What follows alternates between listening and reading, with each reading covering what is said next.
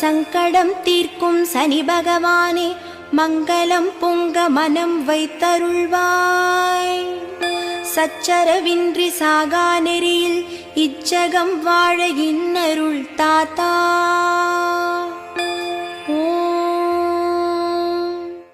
Darshan TV நேயர்கள் அனைவருக்கும் துர்காவின் வணக்கங்கள். சனி பயிற்சி நம்மளுக்கு நடந்திருக்கு. மார்ச் 6ஆம் தேதி அன்று கும்பராசியிலிருந்து மீனராசிக்கு பயிற்சி அளிக்கிறார். ஸோ அதை பற்றி நம்ம மேலும் விவரங்கள் தெரிஞ்சிக்க ஜோதிட கலாநிதி ஷர்மிளா மேடம் அவர்களை வருக வருக என்று வரவேற்கிறோம். இப்பொழுது முதல் கேள்வியாக சனி பயிற்சி என்றால் என்ன மேம், அதை பற்றி சொல்லுங்கள். சனி பயிற்சி அப்படின்றது 2.5 வருஷத்துக்கு ஒரு தடவை சனி பகவான் ஒரு ராசியிலிருந்து இன்னொரு ராசிக்கு மாறுவார். அந்த காலகட்டத்தை தான் சனி பயிற்சி அப்படின்றத நம்ம சொல்கிறோம். ஓகே மேம், நன்றி. சனி பயிற்சி 2026 பலன்களை பற்றி காணவிருக்கிறதுக்கு முன்னாடி சனி பகவான் யார் அப்படின்ற அவரோட வாழ்க்கை வரலாறை பற்றி நம்ம காணலாம். மேம், சனி பகவான்னா யார், அவரோட வாழ்க்கை வரலாறை பற்றி சில கருத்துக்கள். ஸ்ரீ குருபியோ நமக. சனி பகவான் பார்த்தீங்கன்னா சூரிய பகவானுக்கும் சாயாதேவிக்கும் மகனாக பிறந்தவர். நவகிரகங்களில் ஒருவராக திகழ்பவர். இவர் தலைமை நீதிபதி என்றும் அழைக்கப்படுவர். இவரை பொதுவாக கெடுதல் தரக்கூடிய கிரகம் என்று மக்கள் கூறுவர். ஆனால் அப்படி இல்லை. நேர்மையானவராகவும் நீதிபதியாக நடுநிலையாக நின்று இவர் மக்களை நல்வழிப்படுத்துவதனால இவர் மந்த கிரகம் மற்றும் தலைமை நீதிபதி என்றும் அழைப்பர். ஓகே மேம், நன்றி. இப்போ சனி பயிற்சி கும்பராசிலேருந்து மீனராசிக்கு பயிற்சி அளித்தனால அதில் எந்தெந்த ராசிகளுக்கெல்லாம் சாதகமாக இருக்குது, எந்தெந்த ராசிகளுக்கெல்லாம் பாதகமாக இருக்குது? சனி பகவான் ஒரு பெரிய மாற்றத்தை கொடுத்துக்கிட்டே இருப்பார் அப்படின்றத சொல்லலாம். முக்கியமாக நல்ல மாற்றங்களும் நடக்கும், நிறைய அனுபவங்கள் மிகுந்த நிகழ்வுகளும் நடக்கும் அப்படின்றத சொல்லுவாங்க. சனி பகவான் பார்த்தீங்கன்னா நேர்மையானவர், உண்மையானவர். அதுக்குண்டான தன்மைகளை சுற்றி நடக்கக்கூடிய விஷயங்கள், மாற்றங்கள், நிகழ்வுகள் நிறைய இருக்கும்.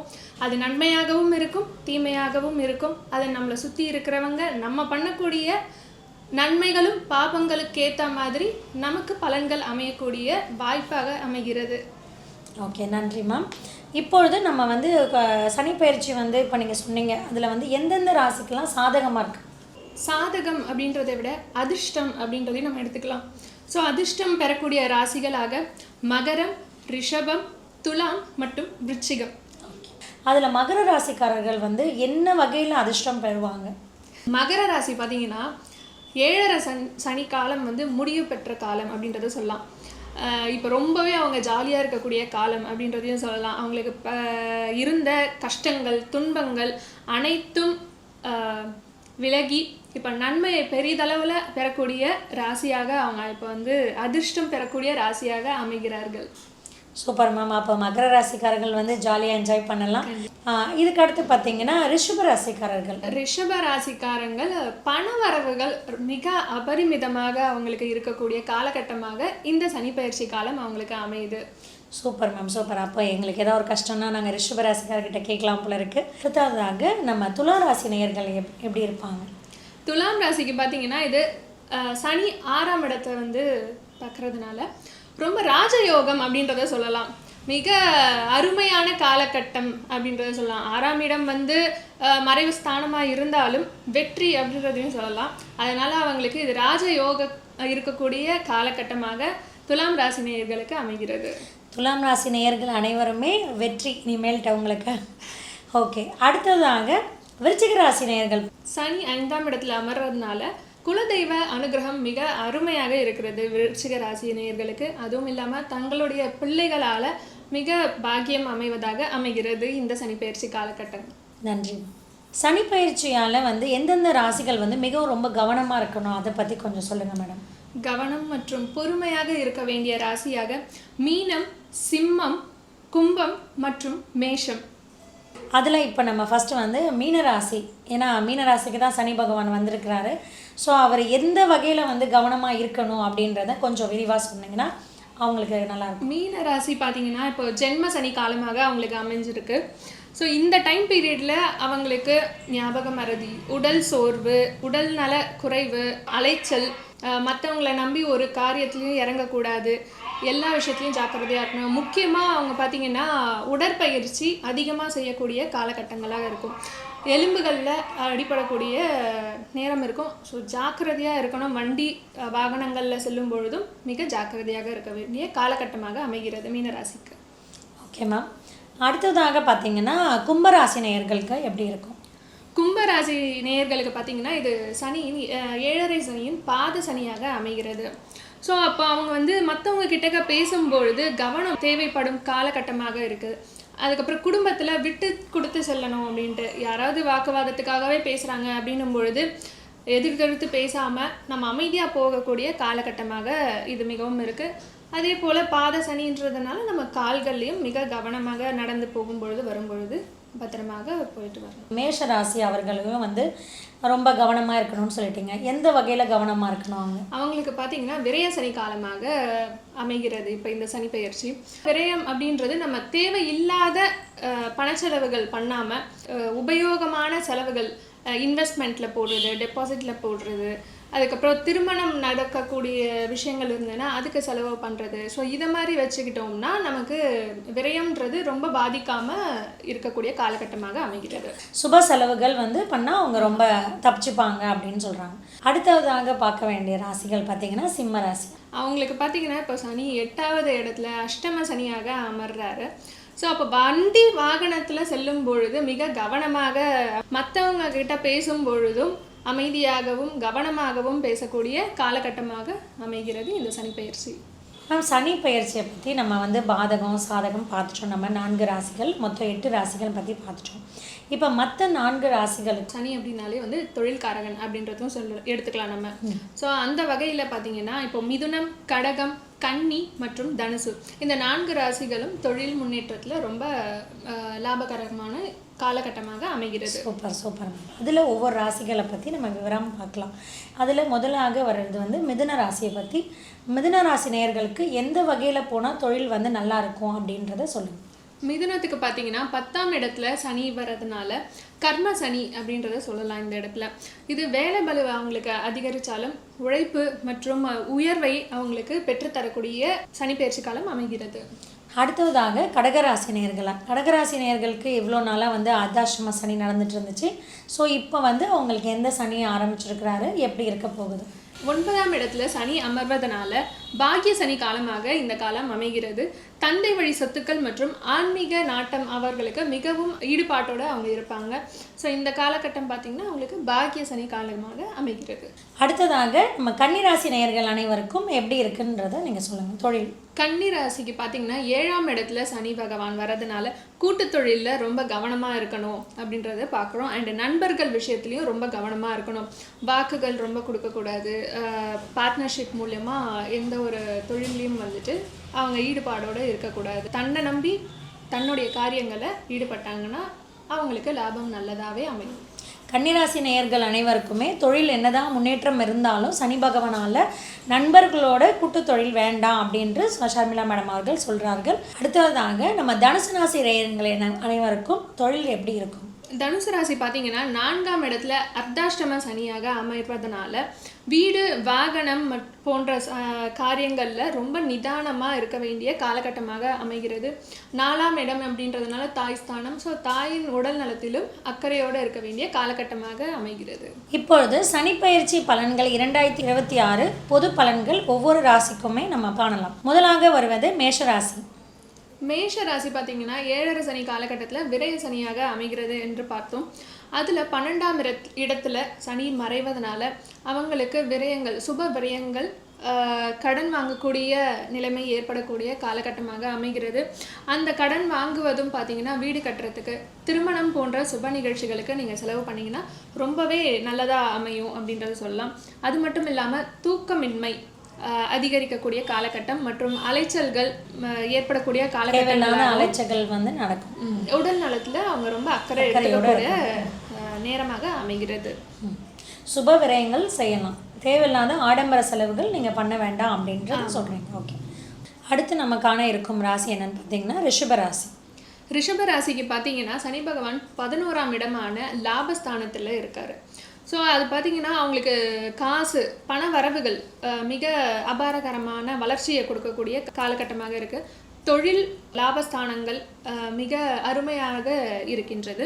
மூத்த சகோதரர்களின் ஆதரவுகள் அவங்களுக்கு கிடைக்கக்கூடிய காலகட்டமாகவும் அவங்களுக்கு அமையுது.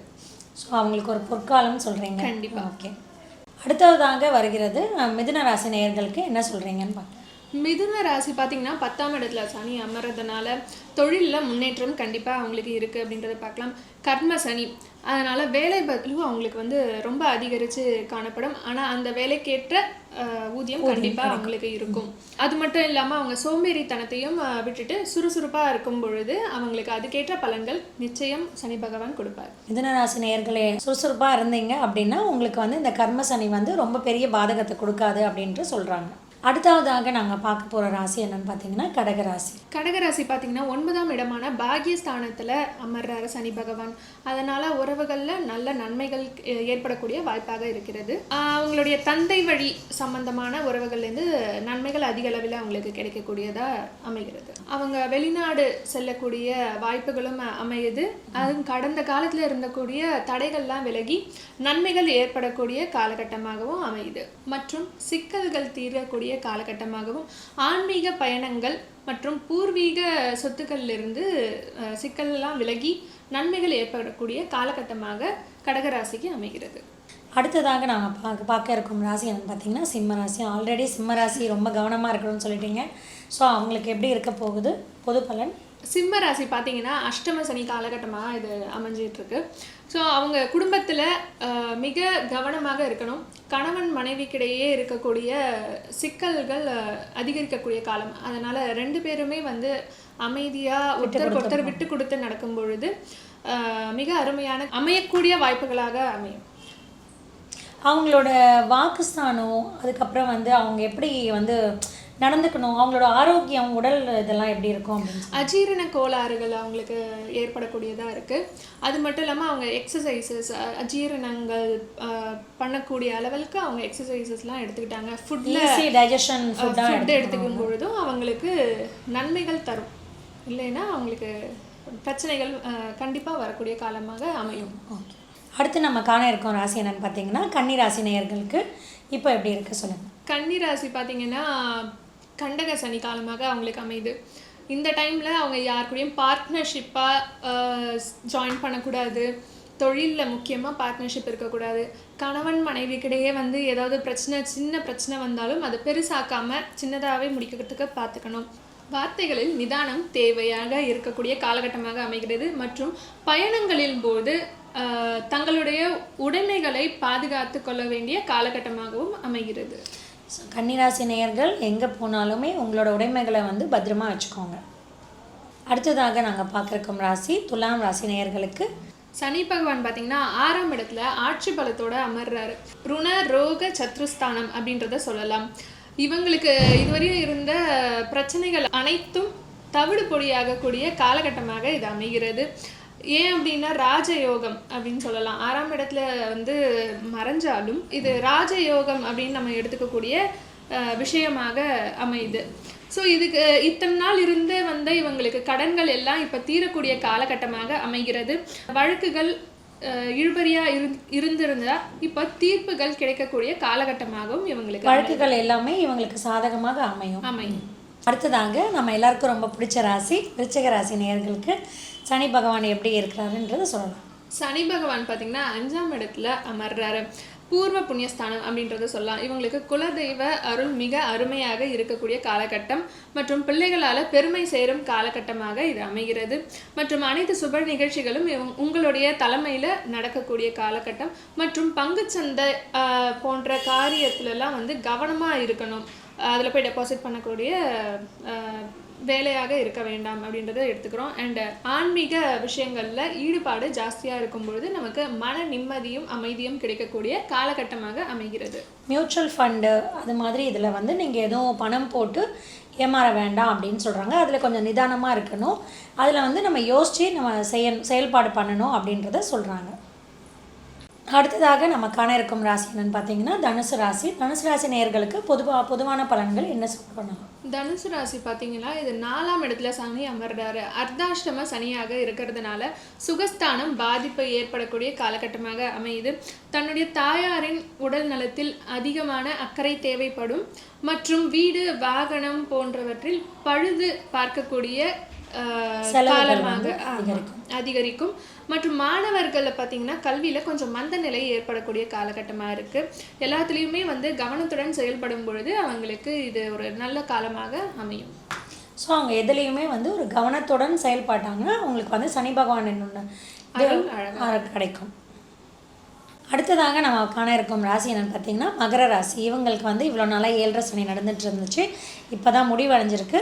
ஸோ அந்த முடிவடைஞ்ச காலத்தில் சனி பகவான் நம்மளுக்கு நல்லது கொடுக்குறாரா, என்ன பண்ணியிருக்கிறாரா அப்படின்றத பொது பலனில் காணலாம். கரெக்டாக நீங்கள் சொன்ன மாதிரி அவங்களுக்கு இது ஒரு புதிய விடியற் காலம் அப்படின்னே சொல்லலாம். அதுவும் இல்லாமல் 3ஆம் இடத்துக்கு சனி வர்றதுனால அவங்க இழந்த பொருட்கள் மற்றும் பணங்களை திரும்ப பெறக்கூடிய காலகட்டமாக அவங்களுக்கு அமையுது. அதுவும் இல்லாமல் புதிய தொழில் முயற்சிகள் அவங்களுக்கு ரொம்ப வெற்றியை தரக்கூடிய காலமாக அமைகிறது. சகோதர வழியில் உதவிகள் கிடைக்கக்கூடிய காலகட்டமாகவும் அமைகிறது. அது மட்டும் இல்லாமல் அவங்களுக்கு கல்யாண வயசில் இருக்கக்கூடிய நபர்களுக்கு திருமணம் ஏற்படக்கூடிய வாய்ப்புகள் அமையும். அடுத்ததாக கும்பராசி நேயர்கள் அனைவருக்கும் எப்படி இருக்குது? இப்போது பார்த்திங்கன்னா அவங்களுக்கு பாத சனி அப்படின்னு சொல்லியிருந்தாங்க ஆரம்பத்திலேயே. அந்த பாத சனியின் வேலைகள் எப்படி இருக்கலாம் அப்படின்றத நம்ம சொல்லலாம். அவங்களுக்கு பார்த்திங்கன்னா 2ஆம் இடத்துல சனி அமர்றதுனால வாக்குஸ்தானமும் மிக அதிக அளவில் பாதிக்கக்கூடும். கவனமாக பேசுவது, வார்த்தைகளை பார்த்து கவனித்து பேசுவது மிகவும் அவசியமான காலகட்டமாக இருக்குது. பணவர்கள் இருந்தாலும் தன்னுடைய சேமிக்க முடியாத அளவுக்கு செலவுகள் இருக்கும். அதனால் ஜாக்கிரதையாக பணத்தை செலவு பண்ணிங்கன்னா ரொம்பவே நன்மைகள் ஏற்படக்கூடிய காலகட்டமாக மாறும். சிறு சிறு பிரச்சனைகள் வந்தாலும் அவங்களால அதை மேனேஜ் பண்ணி வந்துடலாம். பொறுமை அதிகமாக தேவைப்படும். இவங்க பார்த்தீங்கன்னா கண்கள்லேயும் மற்றும் பற்கள்லேயும் இவங்களுக்கு பாதிப்பு ஏற்படும். ஸோ அதுலேயும் கவனமாக இருந்தாங்கன்னா ரொம்ப சிறப்பாக அமையும். ஸோ அவங்க கொஞ்சம் பொறுமையாக நிதானத்துடன் இருந்தாங்கன்னா அவங்க எதுலேயுமே வெற்றி காணலாம். ஓகே, இப்பொழுது நம்ம 12வது ராசியை நம்ம மீன ராசி நேயர்களை பற்றி நம்ம காண இருக்கோம். மீன ராசி பார்த்திங்கன்னா ஜென்ம சனி, அந்த ராசியிலேயே சனி அமர்றதுனால மறதி ஜாஸ்தியாக இருக்கும். அதுவும் இல்லாமல் உடல் சோர்வு, மனச்சோர்வு ஜாஸ்தியாக இருக்கக்கூடிய காலமாக இருக்குது. அவங்க எல்லாமே உடற்பயிற்சி செய்யும் பொழுது அப்போ தான் அவங்களுக்கு நல்ல உழைப்புக்கேற்ற ஊதியம் கிடைக்கிற மாதிரி, அவங்க உழைப்புக்கு ஏற்ற உடல் நல பாதிப்புகள் இல்லாத காலகட்டமாக அவங்க நல்லா இருக்கக்கூடிய காலகட்டமாக அமையுது. மீனராசி நேயர்கள் எல்லாருமே அவங்களோட ஆரோக்கியத்தில் ரொம்ப அலட்சியமாக இருக்க வேண்டாம். நீங்கள் ஆரோக்கியத்தில் கவனமாக இருந்தீங்கன்னா சனி பகவானோட தாக்கம் ரொம்ப இருக்காது அப்படின்றத சொல்லியிருக்காங்க. அதே போல் நெருங்கியவர்கள்கிட்டையும் கூட ஒர்க் பண்ணுறவங்கக்கிட்டையும் ரொம்ப ஜாக்கிரதையாக இருக்கணும். அதனால் அவங்களுக்கு பாதிப்புகள் நிறைய இருக்கும். ஸோ அமைதியாக போனால் ரொம்பவே நல்லது. சனி பகவானோட வழிபாடு முறையை பற்றி கொஞ்சம் அழகாக சொல்லுங்கள். சனி பகவானின் தாக்கத்திலிருந்து நம்ம விடுபடணும் அப்படின்னா வாரந்தோறும் வரக்கூடிய சனிக்கிழமைகளில் எல் தீபம் ஏற்றுவது அல்லது காகத்திற்கு எல் கலந்த சாதம் வைக்கும் பொழுது சனி பகவானின் வீரியத்திலிருந்து நமக்கு விடுபடலாம். அது மட்டுமல்லாது வயதானவர்களுக்கும் மாற்றுத்திறனாளிகளுக்கும் காலணிகள் மற்றும் வஸ்திரங்கள் தானம் செய்யும் பொழுது எல் கலந்த நல்லெண்ணெய் தீபம் அல்லது நல்லெண்ணெய் தீபம் ஏற்றும் பொழுதும் சனி பகவானின் வீரியத்திலிருந்து நாம் விடுபடலாம். அது மட்டுமல்லாமல் சனிக்கிழமை தோறும் ஆஞ்சநேயர் வழிபாடு மற்றும் விநாயகர் வழிபாடு செய்யும் பொழுது நாம் சனி பகவானின் தாக்கத்திலிருந்து விடுபடலாம். மிகவும் அழகாக அற்புதமாக சனி பகவான் யார், சனி பகவான் வரலாறு மற்றும் அவருடைய வழிபாடு முறைகளை மிக அழகாக விவரிச்சிருக்காங்க. மிக்க நன்றிமா. இங்கு வாய்ப்பளித்த தர்ஷன் டிவி நிறுவனத்திற்கும் மிக்க நன்றி. சங்கடம் தீர்க்கும் சனி பகவானே, மங்களம் பொங்க மனம் வைத்தருள்வாய். சச்சரவின்றி சாகா நெறியில் இச்சகம் வாழ இன்னருள் தாத்தா.